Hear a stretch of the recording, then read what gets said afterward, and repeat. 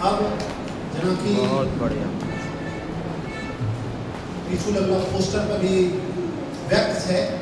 दो सत्र में कार्यक्रम से पहला सत्र दूसरा सत्र, पहला सत्र का लगभग अब शुरुआत पूर्ण रूप से हो चुका है और अंग भूमि अंग की धरती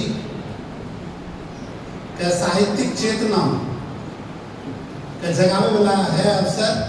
यह अवसर का उद्घाटन करे लिए और उद्घाटन भाषण दे लिए